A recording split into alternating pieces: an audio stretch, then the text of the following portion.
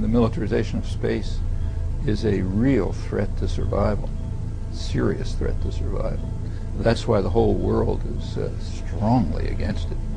I mean, ever since there is a 1967 Outer Space Treaty, which limits the use of space, it tries to limit the use of space to peaceful purposes. And the last few years, it has been understood around the world that the United States is going to violate it. So there have been efforts at the United Nations, at the UN Disarmament Commission, and elsewhere to try to put some teeth in the Outer Space Treaty, make it put enforcement mechanisms which will prevent the militarization of space.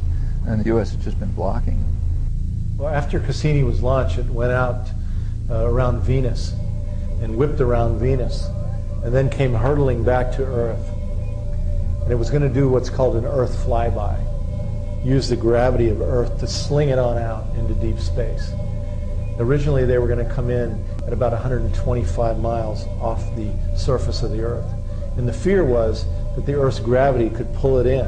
And if there was a misfire of its rockets, which in the laboratory had a 10% failure rate, by the way, it could have then burned up on reentry, spread 72 pounds of plutonium globally. It only takes 1 pound of plutonium to essentially give everybody on the Earth a lethal dose. But anyway, because of our protests prior to the launch, NASA moved it out 250 miles. And then prior to the slingshot that came around in 1999, they moved it out to about 500 miles. So that as it did its maneuver, its flyby maneuver of the Earth, there was a lot less likely chance that it was going to fall into the Earth's gravity and be sucked in. This was a major victory for us, actually. Not very well reported in the media, but we forced NASA to move Cassini hundreds of miles farther from the Earth as they did that flyby. Fortunately, the Cassini flyby went without any problem, and it's now going out into deep space on its mission. NASA says that they have to use nuclear power on these interplanetary probes because they're going too far from the sun, that solar won't work in deep space, and so therefore they have no other choice but to use nuclear power. But it's interesting because the European Space Agency is doing a mission called Rosetta that is going way out into deep, dark space, and they're using solar power. They've developed high-efficiency solar cells for deep space missions because they don't rely on nuclear power. They don't have a nuclear industry that is controlling the planning process within the European Space Agency. In the last 10 years, NASA's budget has been cut by about 40%. And this has turned NASA to go to the Pentagon, whose budget has been growing all the time. NASA now is saying to the Pentagon, okay, everything we do from now on will be dual use, meaning every mission we do will be carrying military and civilian payloads. We know that the recent Columbia shuttle accident had on board 3 military missions. We were told by the media that they were just studying bugs and moss on board, but in fact they had 3 military missions, including Star Wars planning missions. And so again, the weapons corporations have taken over the space program, and they're hiding behind it, using it in order to go out and create these new testing programs for Star Wars, because they don't want the American people to understand the depth of the plans for moving the arms race into the heavens. I call it pyramids to the heavens. The aerospace corporations are the new pharaohs of our age, building these pyramids to the heavens, and we, the taxpayers, will be the slaves. We'll turn over our education. We'll turn over our health care. We'll turn over our children's future and get very little in return, just like the slaves at the time of the pharaohs. You know, we know there are so many plans that are underway now for space technologies that are secret. There's a whole thing called the black budget, where even the Congress of the United States doesn't even know about these secret programs underway. So we're just scratching the surface here with what we understand. But clearly what we understand is frightening. And what we don't know should be even more frightening to us. And in the end, we're told all of this is being done in order to make our lives more secure. But the truth of the matter is, our lives are becoming more insecure because of all these programs and plans. We're making the world more unstable. We're creating more enemies around the world. We're creating new arms races. We're draining the treasury, taking money out of protecting our children's future. All of this is going to make our lives more insecure. We know that the Bush administration and their corporate allies are going to do everything they can to restrict civil liberties as opposition builds to their plans for this corporate domination. We saw in New York City, when there was big demonstrations there recently, that the police wouldn't allow the people to even have a march permit. And they began, as people arrived to just attend a rally, they tried to push them away, not allowing them even to come to that. We're seeing more and more of these intrusions into our civil liberties around the country. And so I think this is going to be something that we're going to see more of.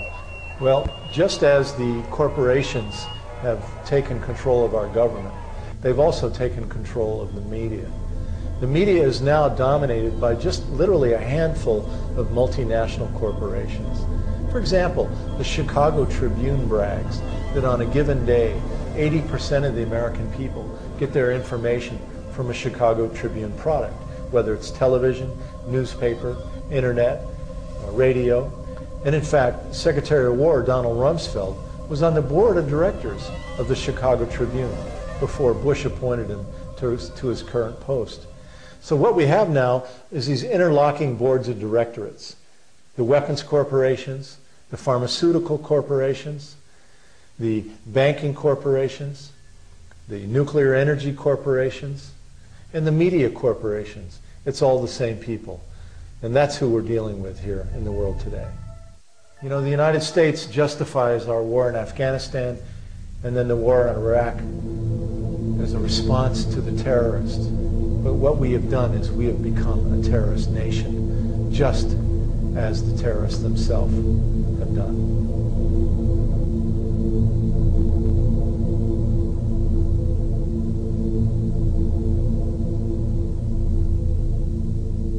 We must acknowledge that today our Congress is essentially under the control of the multinational corporations. You know, when former President Eisenhower, a World War II general, left office in January of 1961, in his concluding speech to the American people, he warned us to beware of the power of the military-industrial complex. He said they were gaining undue influence in the halls of the Congress. And I'm afraid General Eisenhower, President Eisenhower's warning to us has come true. In the councils of government, we must guard against the acquisition of unwarranted influence, whether sought or unsought, by the military-industrial complex. The potential for the disastrous rise of misplaced power exists and will persist. We must never let the weight of this combination endanger our liberties or democratic processes. We should take nothing for granted. Only an alert and knowledgeable citizenry can compel the proper meshing of the huge industrial and military machinery of defense with our peaceful methods and goals, so that security and liberty may prosper together. Keith Glennon recalls President Eisenhower's feelings about space. He was not a space cadet. He used to say, as he looked over his shoulder and say, you know, Keith, that moon's been there a long time. It's going to be there a great many eons yet. And we'll get there one day, but it isn't necessary we break our necks and break the budget to get there now.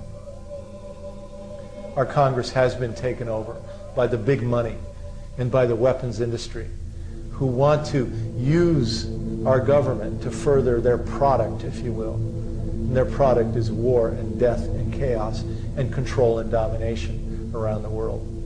So what can we do? What can the citizens of this country do in the face of this mass undertaking? Well, I think first of all that we have to recognize that we shouldn't have any illusions any longer about our country. We've got to recognize the reality of our times.